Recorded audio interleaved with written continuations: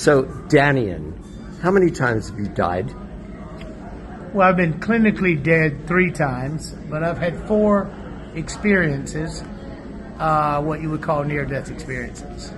And what did you learn through these near-death experiences? That to even conceive that you're going to die is an insane thought. No one dies. It will never happen.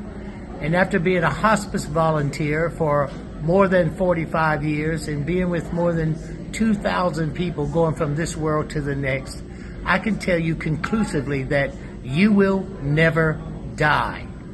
And when that comes into your thought pattern as a place of value, then you start to really look at who you are and what greatness you can achieve in your life when you are going to be you forever. Because think of how long forever just got if you're never going to die.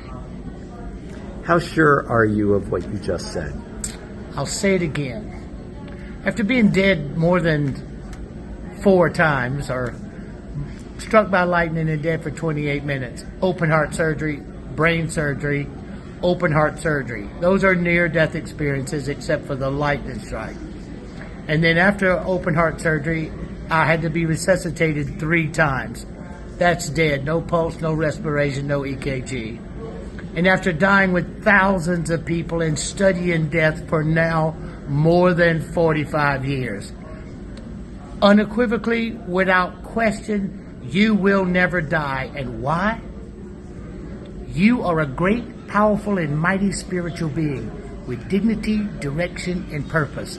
So the only thing that can ever possibly go wrong in your life is you let something affect your dignity, which skews your direction and your purpose, and that's where every one of you are who thinks you're going to die. So get over it. So what happens? You're struck by lightning, you die. You have cancer, you die. Whatever happens, you die. Tell us what happens immediately after that moment. Okay, once again, nobody dies. What happens is your spiritual ethereal self releases from the meat sack. The body. And then you enter a level of consciousness like peeling an onion, taking away those layers and layers and letting go. And then you have relief, no pain. Remember, being struck by lightning, I was paralyzed, and the fire that came through the room burnt my eyes. I couldn't see. I lifted out of my paralyzed, on fire, burning body. I had no pain. I could see. I could look what's around me, acclimating, and then down a tunnel to a place of bright, brilliant, beautiful light with a silvery, shimmery essence to it that I can only describe using the word sensual. In the ethereal spiritual world, the sensual nature of you is what you permeate and feel. Your connection to the divine and the divine's connection to you. And then you have the single most important point. You have the panoramic life of you.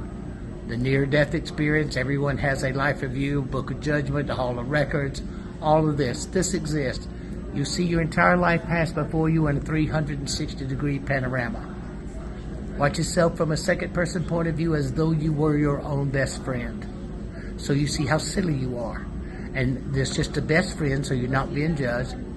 Then you literally become every person that you've ever encountered. And you feel the direct results between you and that person. You become them. So what's the greatest takeaway of that system? Is paying attention to why you're doing it. Because if you pay attention to the reason for why the action you're taking, it's never what you're doing, it's why you're doing it that matters. What I have learned is to set in motion and look at the reasons why I do things and make sure I'm not petty, make sure I'm not selfish, and make sure the reason I do it is for the betterment of all of us instead of being a bully, jackass, brute, tough guy. Always be smart, be loving, and be appreciative. And keep your dignity intact, because if you think you're going to die, then somebody can scare you with the lack of knowledge you have of what's next. You cannot scare me. So when you look at why you do things or why you have done things,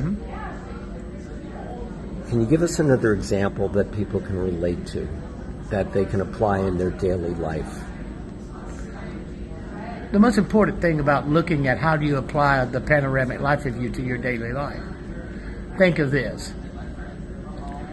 The measurement of your existence, and I hope some of you have a religious tone, I don't know how to phrase this other than this, that when you look at the value of your life, 360 degrees, second person point of view, and then being every person that you've ever encountered, you're going to know the reason why you did what you did, because you're them.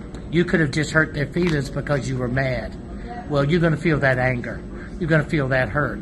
Or you could have said something to them that made them angry and mad, but it was you trying to help them and to care about them and to appreciate them. Well, when you feel them, you're going to feel that place of where you came from and how they felt.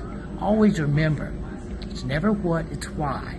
So why I'm doing these videos is the guy who's doing this, I love him and appreciate him because he's a great warrior and a great person. And I hope that every one of you that listens to this, remember, I love you and I appreciate you because I love and appreciate me. Are we all the same? Are we all one? Are we all God? So a lot of times people say, are we all one? Are we all the same? Are we all God?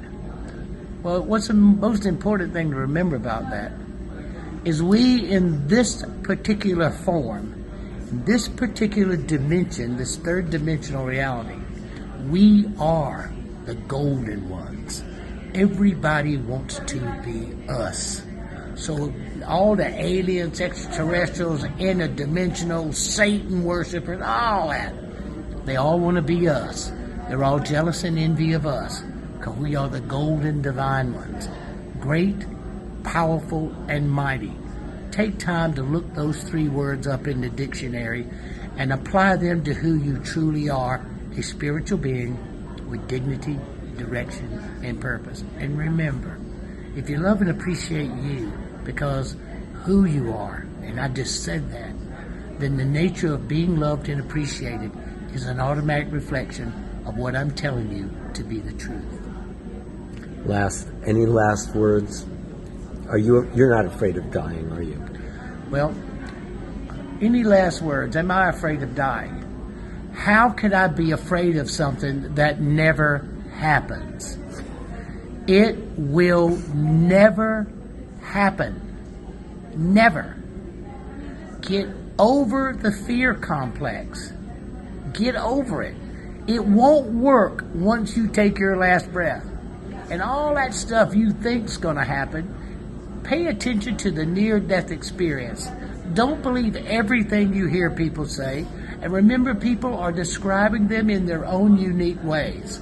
But take from it the fact that they have reached past the boundary of what we call the end and reached into what we truly know is the journey back home. We come from there here. And we go home when we finish this job. And we will do a series of videos on what the job is and what the reason for this job is and how do you get the best out of it. Danny and Brankley, how do people find out more about you and your work? Go to lightstreamers.com, Mr. Mebane, and welcome to the family. And come on down. Thank you, brother. Thank you. Love you. Love you too, man.